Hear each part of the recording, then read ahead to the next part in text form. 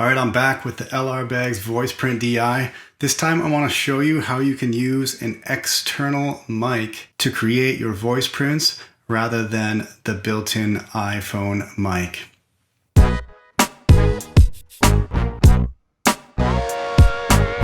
So why would you want to do this? For me, there are two reasons. First, I wanted to find out, does the mic matter? Does a different mic give a different type of sound to the voice print? And I wanted to see if I could create a voice print that had less of that exaggerated low end that I keep getting when creating them the traditional way. If you haven't checked out my last video on the Voiceprint DI, go ahead and do that. I talk a little bit about this low and low mid thing that I'm getting when creating a voice print. I'm hoping that if I can get the mic to sound how I like it, that the voice print that I create with it will require less EQ, which will help with blending and the overall voice print quality.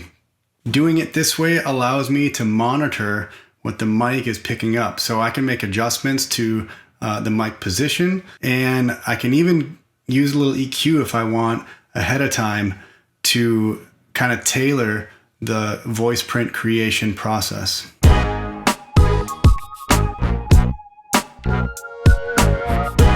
All right, I tried this out and I gotta say, I'm really excited about the results. Before I show you how to do this, I just want to show you the results and then compare that to a voice print that I made the traditional way with the built-in iPhone mic. Hang on. All right, so I've got my guitar, I've got the Voiceprint DI plugged in, and I want to show you the difference between the voice print I made with the built-in iPhone mic and the voice print that I made with the external mic, and highlight, I think, some of the things that make the external mic better in my particular case. All right, check it out.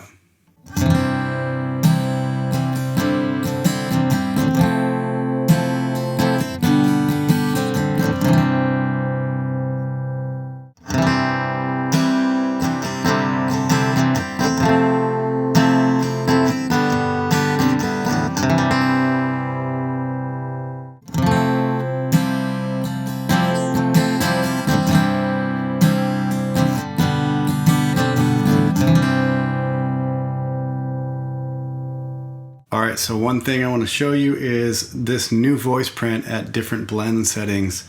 One of the major problems I've been having with the voice prints that I've created with the internal mic, and I'm fully admitting this could just be me, but there's a ton of low end in it, and the EQ on the app is super awesome. You can take all that low end out.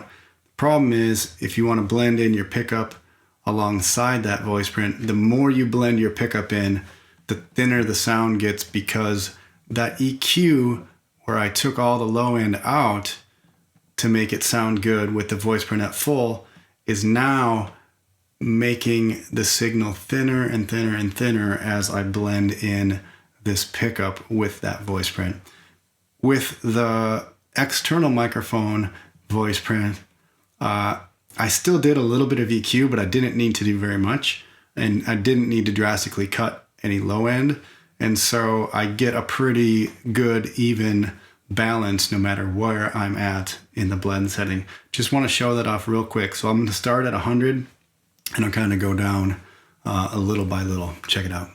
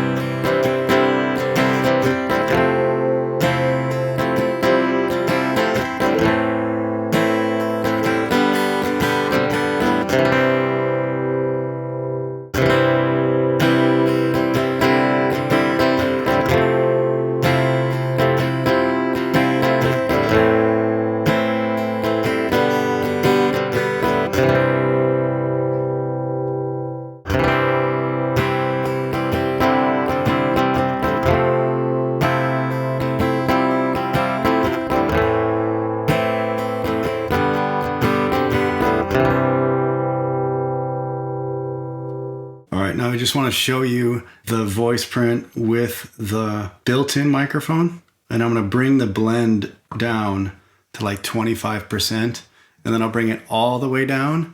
And then I'll compare that with the bypass sound just to show you what's happening with that EQ.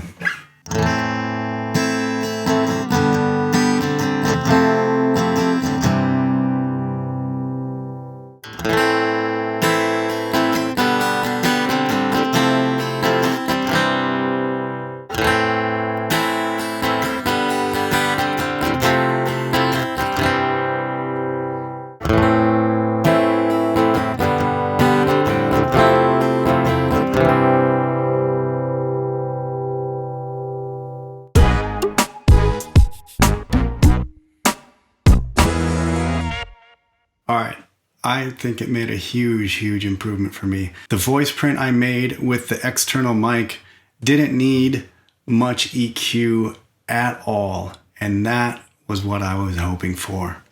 It allows me to use the blend knob on the pedal in real time as needed, depending on what I want or what I need in the venue I'm playing, without having to re-EQ the whole thing. I still would love to have separate EQs on the Voiceprint itself and the pickup, or one for the Voiceprint itself and then a separate master EQ. This takes what is already a great pedal and makes it much better for me. If you're interested in trying this, and I highly recommend you do, I'm going to show you exactly what you need to make this happen. You'll need, obviously, a microphone. I'm using this small diaphragm condenser microphone from SE Electronics.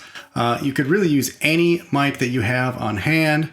If you have several mics, you might want to try a variety of them to see if they give you better results or maybe just different tones that you could save as individual presets. But whatever you normally use to record your guitar with, that's a great choice. Then you'll need something to plug the mic into, like an interface or a mixer. If you're using a condenser mic like me, you'll need to supply it with phantom power, so make sure your device can do that. I'm using my Apollo Twin, and it worked really well. If you have a USB powered interface, that will work too, but you will need a powered USB hub in between the phone and the interface. This is just to power up the interface because it can't draw enough power from the phone to operate properly. In my case, the Apollo plugs directly into an outlet on a branch circuit in my home, so I don't need that USB hub. So I'm taking the output from my Apollo. I'm using a cable that is dual 1/4 inch mono left and right to a single 1/8 inch stereo or TRS plug. But this has to get converted to USB. So I use this Sabrent USB external stereo sound adapter. It's cheap and it works great. So I insert my 1/4 inch plug that connects to my interface into the Sabrent adapter, and that gets plugged into an Apple Lightning to USB 3 camera adapter, which plugs into the iPhone Lightning port. If you're using a USB interface, the USB hub plugs directly into that Lightning to USB 3 camera adapter without the need for that Sabrent audio stereo adapter. Once the Lightning to USB 3 camera adapter is plugged in, the phone will automatically use the mic you have plugged into your interface instead of the built-in iPhone mic. You'll need to set the gain on the interface appropriately. It should be at maybe -18 to -22 dB. Open up the Voiceprint app and go to the creation page to check the levels. It's a really simple way to make sure that your audio interface output is not too hot. And if you want to be sure that it's using the external mic, just give like a little gentle tap on the mic and then do the same on the iPhone mic. And this is a simple way to make sure that it is being recognized by the phone. I had a couple times where it didn't automatically switch over.